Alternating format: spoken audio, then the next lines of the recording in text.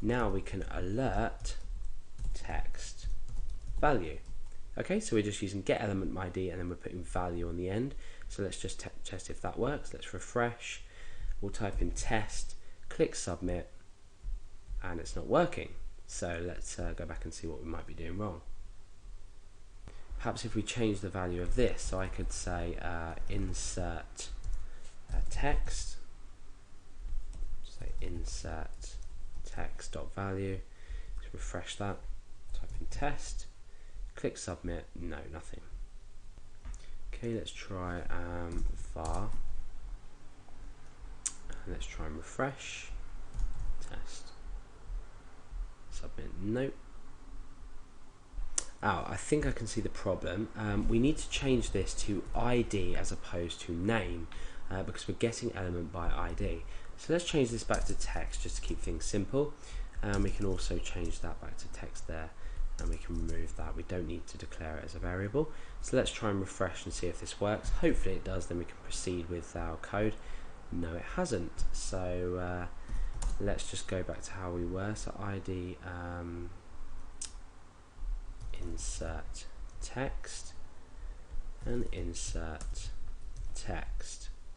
Okay, so let's come and refresh, test, no.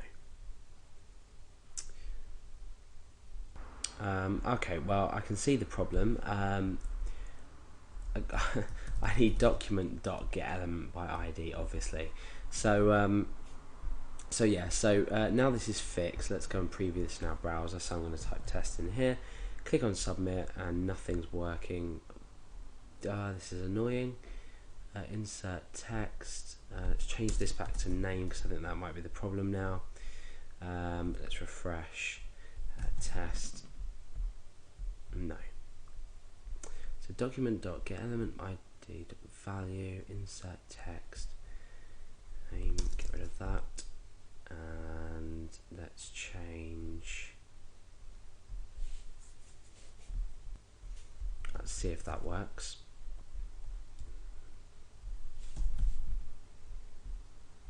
Nope. Okay, so maybe this to ID. Let's refresh, A or W or something. Okay, so right, I wish I was better at JavaScript, but I'm really not, so please forgive me for that. Okay, so there's probably lots of you screaming at the screen at that point, telling me what I was doing wrong. So now we've tested our value. We know how to get our value. Eventually, we've got this element by ID insert text. I'm actually going to change this back to text now because I'm going to keep things simple for the purposes of the tutorial. So again, whatever we type in here, we just display to the screen in the text box. For now, that's just for testing purposes. So let's get rid of that. After all that hard work, let's get rid of it.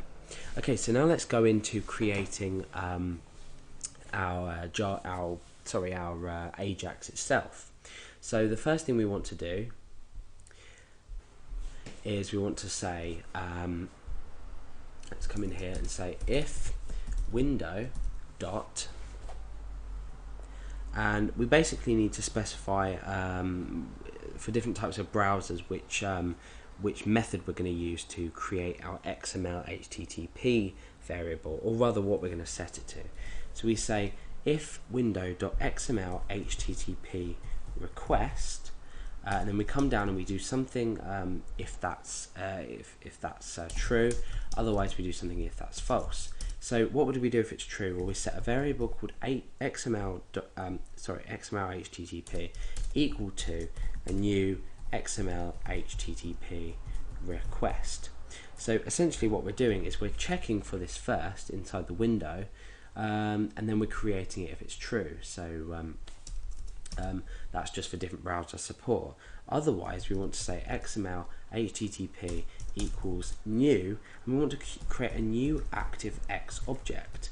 And the parameter that's that we put into here is Microsoft.xml_HTTP. Now, bear in mind while I'm writing this code that everything I'm writing is case sensitive. So, for example, this XML HTTP request object is in capitals for XML. and then a capital H, small TTP, a capital R, and then the rest of request is small. So ensure that for everything you write inside of here, it's bear in mind that it's case sensitive. So if you end up with it not working, just double check the case next to what I've done.